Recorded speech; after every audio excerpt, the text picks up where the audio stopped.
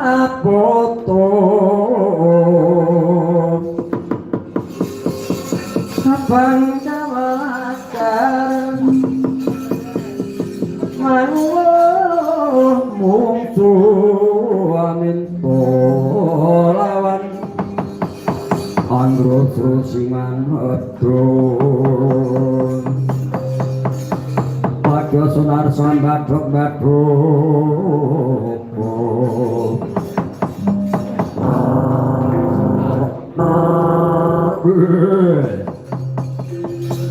wong titian Rudra Maspati Raja Dewagwe Raja Satya sapa kang wani maten kandroanku Satria Madukaranku Raden Permadi balik sira ngaku buta buteng betangan ya budi murang kota sejagat ora genep papat aranku sedya kala pragalpa mburi saka negara ngiling wesi kaseting Sinan Prabu Kala Pracana apa kang wani mateni kanca kayo wani tani kang tak wedi nyapa aduh turun nomor cetak saat camri budakmu ngeriak betul kuadamu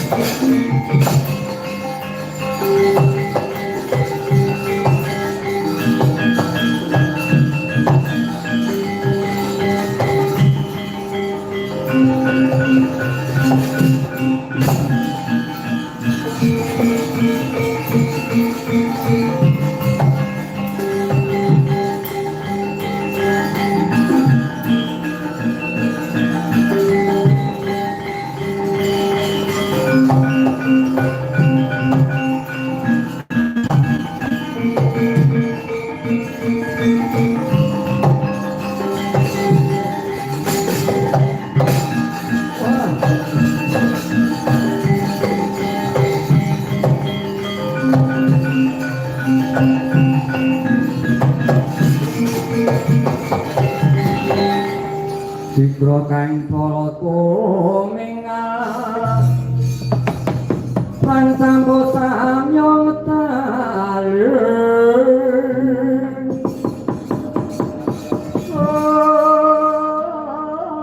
ler dadek wileting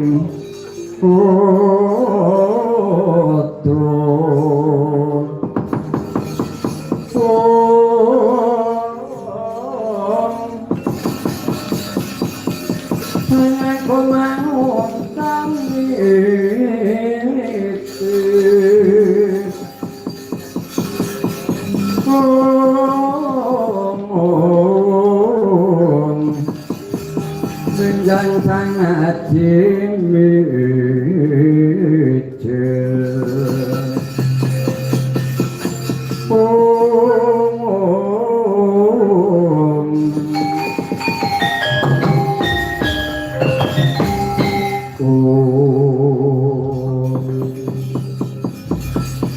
Yo jagat yo dewa Bathara atisaning Bathara jagat pola dalah anakku nggih bocah bagus Suryat Mojo ngerti marang ulun Bathara Surya ya nggih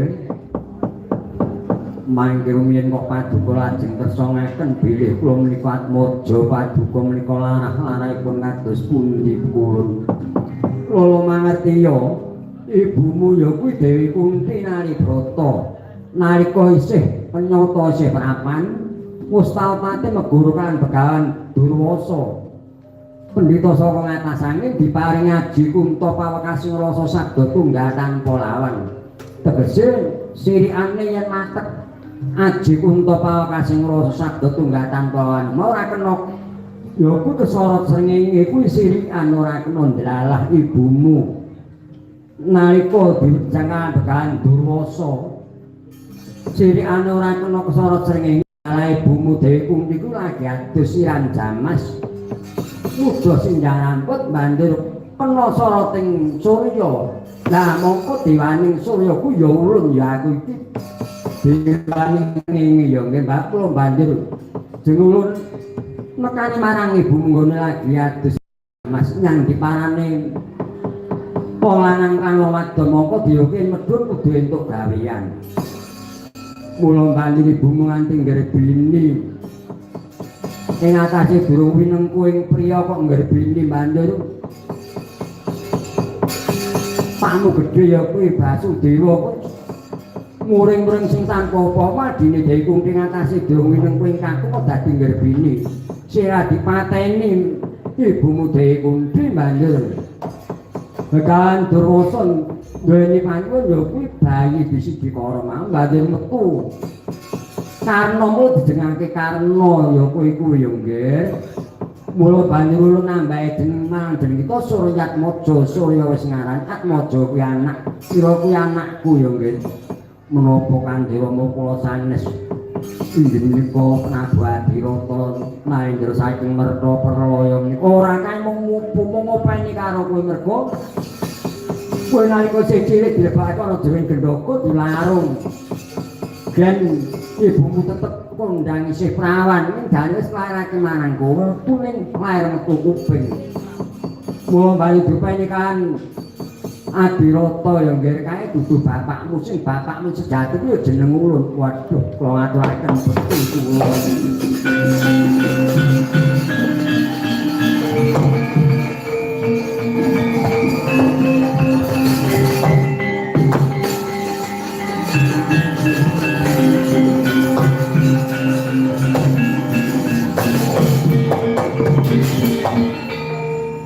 kula aturaken pangabekti Rama Kulon Bathara Surya ya nggih ngamang ya ulun Bathara Surya iki ya nggih saiki mangerti ya kowe isih jejaka besok yen nganti dadi senopati mergo iki besok bakal ana perang gede sing perang Bratayuda Jaya Binangun mila kudu duwe piandel Rening Kandhe Rama Kulon Bathara Guru wektu dene iki bakal ngudhunake wujuding pusaka Kunto Wijayandanu diparingake lan adimu si Permadi ku ya putra Dewi Kunti. Ora beda karo kowe niku patutan kan Prabu Pandhu Dewayana. dina iki Permadi lagi topo nang gunung tone alas Palasara nggone nyuwun marang dewa nggone golek pusaka kanggo magas pusri ya kuwi Sitepuka. Iki mengko bakal diparingan Kanjeng Bathara Guru lumantar Sira Puka Narada. Kowe saiki matana jroning wana Palasara nggih. Melu teteki ya Gabrata, srengenge tak tutupane. Mengko karepen Sanewang Narada kleru nggone maringake Kunto Wijayanu.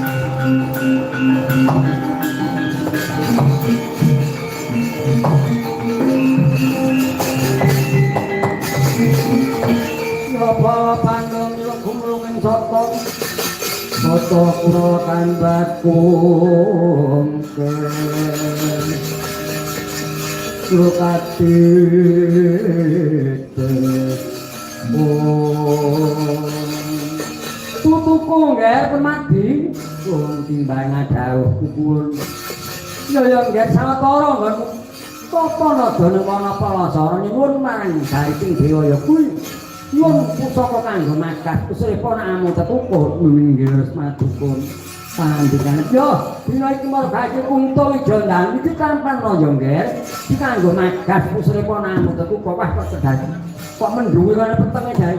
Ya ya Permadi lho iki. Larake lho iki kula. No tambaran ya Permadi.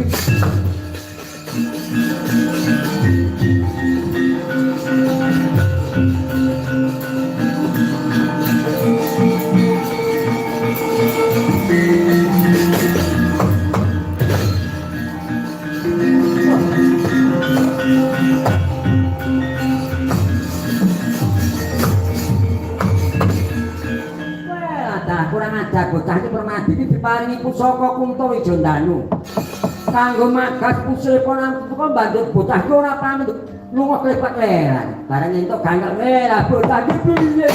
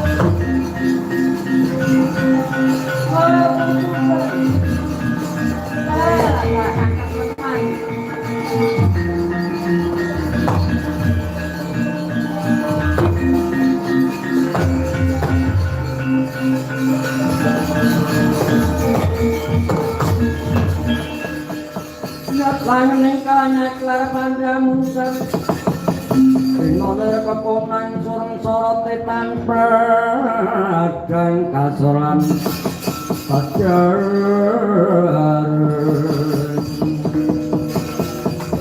Purna ning gekono Lah iki wangun kok Narada sajak ngaten rungsung-rungsung lho iki gak apa Narada Iki begini ya Kakang Aku mas maring ae Kunto Wijandanu kan si Permati kok malah bocah iki bari tampa meneh piye to. Iki wis tak maringi ku sapa lho kowe kok aja ngawur kok. Sing mung teko ya apa aku ku ora rumangsani kowe lagi teko iki kok kowe. Sing maringi ya apa. Kok aja nganti ngawur. Kowe mesti kleru kowe. Kleru iki kok kare kowe. Kowe mau maringi Kunto Wijandanu lan aku Permati. Iya Kakang. Lah kuwi kleru. Sing tapa ana ing Wanapalasa iki ana bocah loro. Siji aku Permati loro. Lho ku Raden Suryatmaja nek ngono kowe wae salah kleru.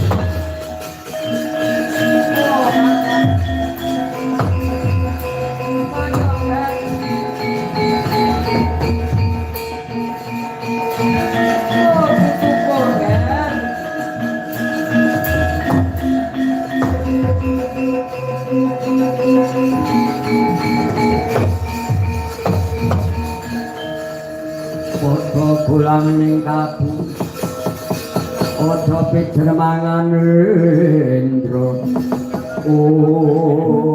Kula ngaturaken pangabekti kula pukul ya nggih Permati tak tampa banget manarep kowe ngaturake bekti manang jeneng ulun kowe mau durung tak paringi pusaka Kunto Wijandanu nggih babar pindah dereng wah wis ulun kleru ya nggih nata pangapura dina iki kleru tak paringake Suryatmaja wong mendunge petenge kaya wong nganti mripat rada blawur iki mah lah kaya ngono ku aja sembrono kowe iki dewa lho tinulas-tinulas marang kadara titah kok dadi ya itu ndak engkae ngono ndak kaya apa titah iya kakangku yo ngapura wis ora ditutup ora ndak sak kadoan pengestu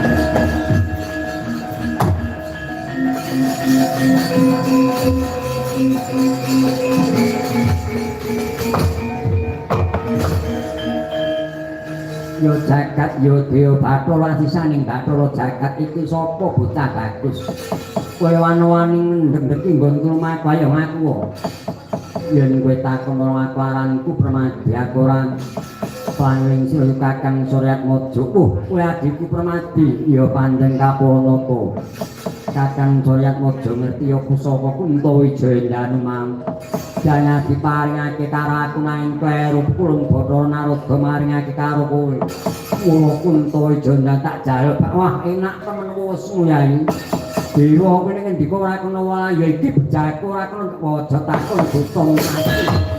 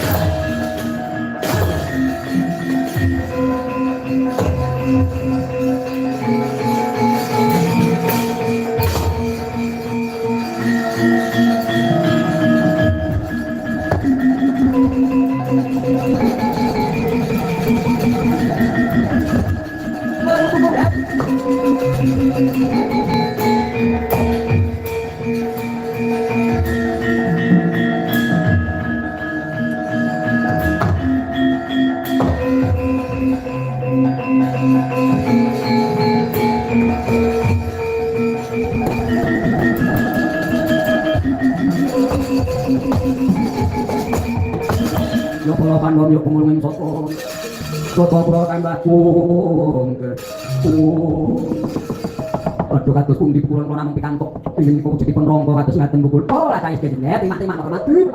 Wis kudu. Kok dating dewa sing urusan. Yo mantuk ditingokne wis timah-timah mbak ngomong iki rongko jenenge kan wis tubuh jadi ya wis tubuh mulya. Apa mesti rongko niki kan saka kayangan saka diwatan kan boleh pangane ya. Wong mengko ngono nagas. Kok saya kono metu kok wis mesti barang itu gawe. Apa to ngono gaman sing landhe tegas wong kayu kok aja ora kakak itu kan. Iki kudu nasibe kok nglamu yo kono rongko ngene ayo. Ya turakan ndero kudu monggo Gus. Ya kudu melu ayo. Sedeng kono wis ora sampe ora sah. Ya nang-nang betul saya coba aku kudu ben ya jenenge bukan nama to.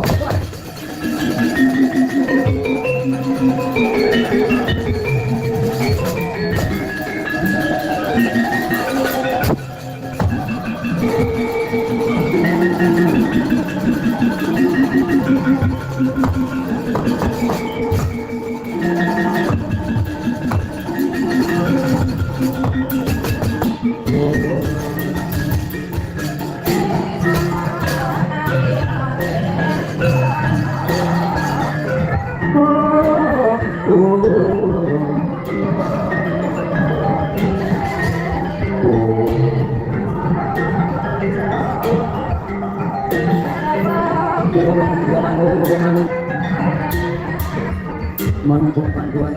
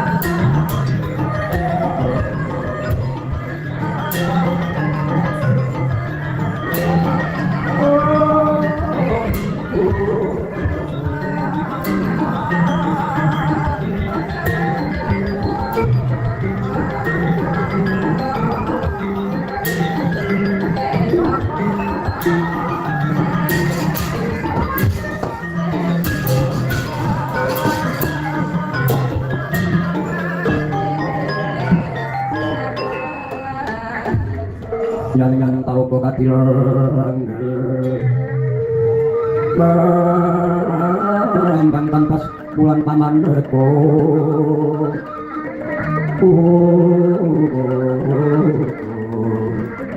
lintang koyo kesumono ampur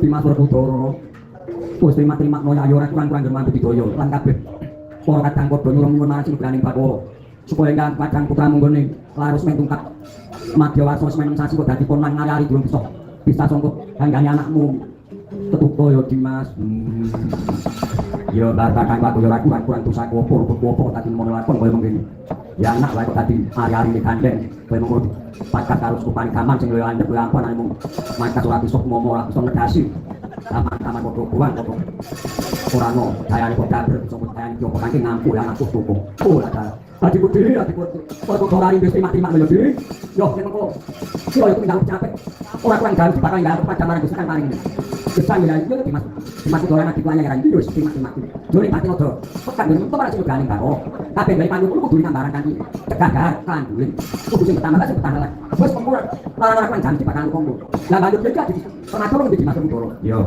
lampung yo kondak utus golek sarono kaman sing landhep podo antuk ayo ora ngerti terus dino ora kabeh kawasane ibu cucu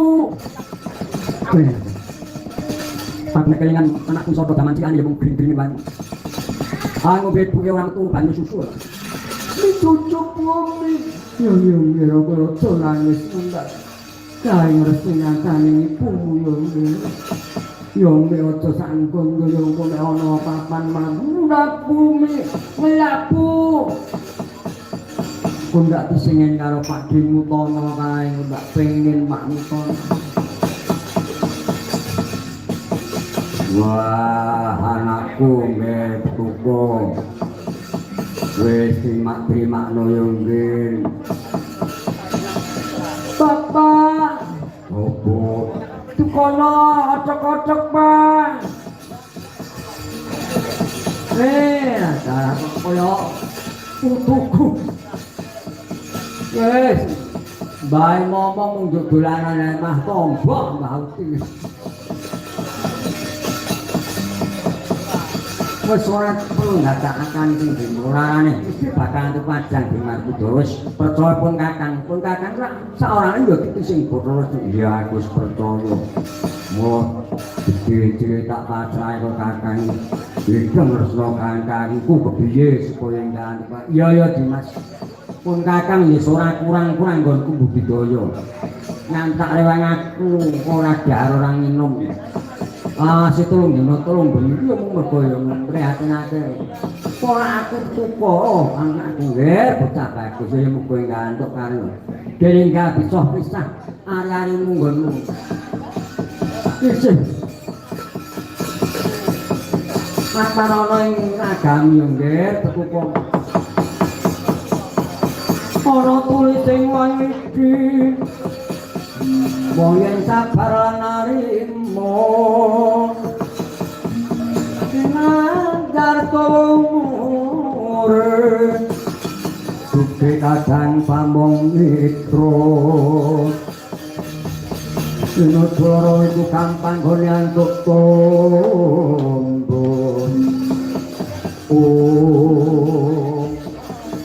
naik kosono sini gak pangandikan lari drondro ati kang nglayadian Hari Kudoro Toro minango dereng kating apito keco dereng kanthi ambesing pantun dadak sako prabane Raden Prawati srewet kancang Bathara Narada